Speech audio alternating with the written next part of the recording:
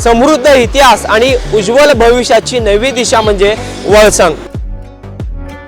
सोलापूर जिल्ह्यात दक्षिण सोलापूर तालुक्यात वेगाने विकसित होत असलेलं एकमेव गाव वळसंग।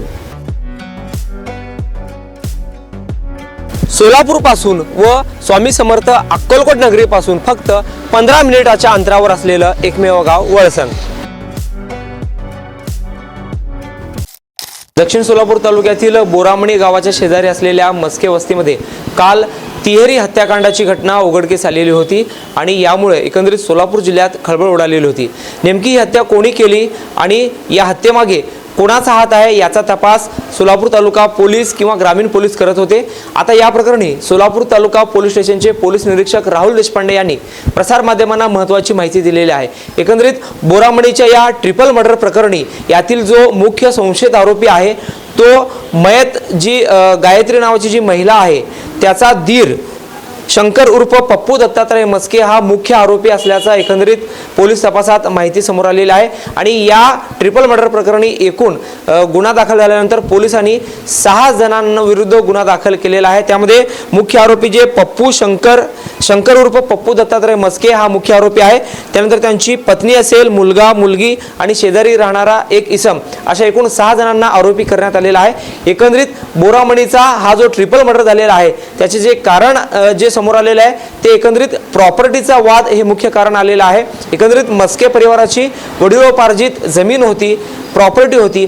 त्यामध्ये एकंदरीत जे मयत गायत्री मस्के जी महिला आहे त्याने आपल्या दिराला म्हणजे 25 लाख रुपये दिलेले होते आणि ते 25 लाख रुपये ती वारंवार आपल्या दिराकडे मागणी करत होती आणि ते पैसे मागणी करत असल्याच्या कारणावरून व एकंदरीत प्रॉपर्टीच्या वादावरूनच या ठिकाणी मस्के परिवाराची हत्या झाल्याचं एकंदरीत प्राथमिक माहिती पोलीस तपासात समोर आलेली आहे। आणि या प्रकरणी पोलीस निरीक्षक राहुल देशपांडे यांनी प्रसार माध्यमांना काय माहिती दिली जाणून घेऊयात। काल दुपारच्या दरम्यान बोरामणी गावात हॉटेल नंदिनी जे आपलं हैदराबाद रोडवरती आहे त्याच्या पाठीमागे एक मस्के वस्ती आहे। त्या ठिकाणी काही गंभीर घटना घडलेली आहे अशी माहिती पोलीस स्टेशनला मिळाली होती। खात्री करण्यासाठी मी आणि माझ्या सोबतचा स्टाफ त्या घटनेच्या ठिकाणी गेलो। त्यावेळेस आम्ही लोकल म्हणजे स्थानिकांच्या मदतीनं खात्री केली घटनेची। त्यावेळेस त्या मस्के वस्तीवरती 3 लोक मयत असलेले आम्हाला आढळून आली। त्याच्यामध्ये गायत्री सुधाकर मस्के वय 40 वर्ष, प्रियांका सुधाकर मस्के तिची मुलगी आहे 17 वर्ष आणि शिवराज सुधाकर मस्के 15 वर्ष आहे। त्यांचं घरच आहे। त्यांच्या घरामध्ये ते मृतावस्थेत आढळून आले। त्या घटनेच्या अनुषंगानं आम्ही जी कारवाई पोलिसांनी करणं अपेक्षित आहे त्याप्रमाणे पंचनामा केला।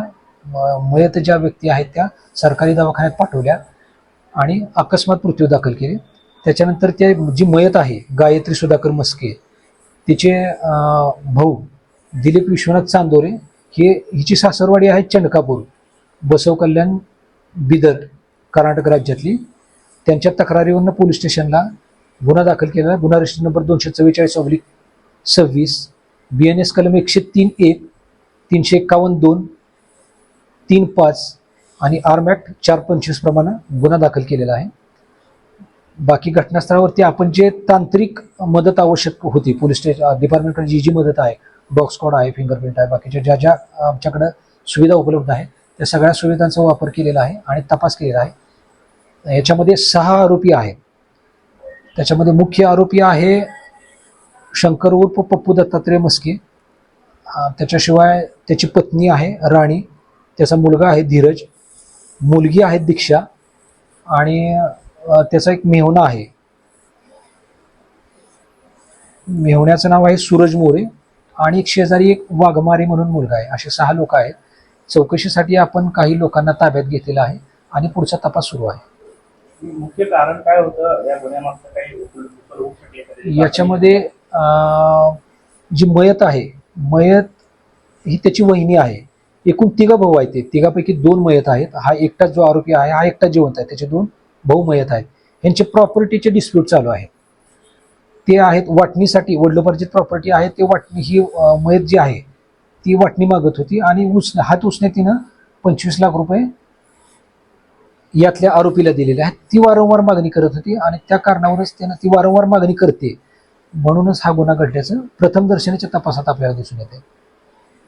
आरोपी काही अटकेत आहेत का किंवा काय स्टेटस आहे? सध्या अटक नाहीत, परंतु आपण काही लोकांना चौकशीसाठी ताब्यात घेतलेलं आहे.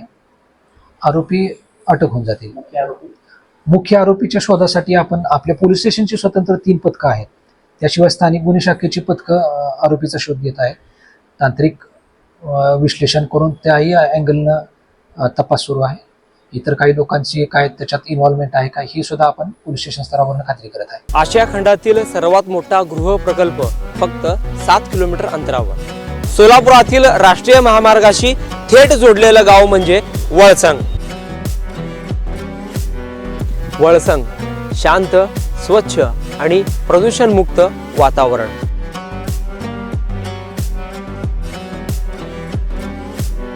जिथे वाढता विकास आणि भविष्यातील गुंतवणुकीची उत्तम गॅरंटी मिळणार आहे.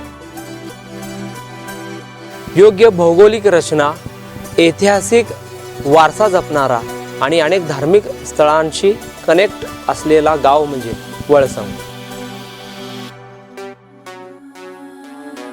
गुंतवणुकीसाठी सुरक्षित आणि भविष्य घडविण्यासाठी परफेक्ट लोकेशन फक्त वळसंगमध्येच.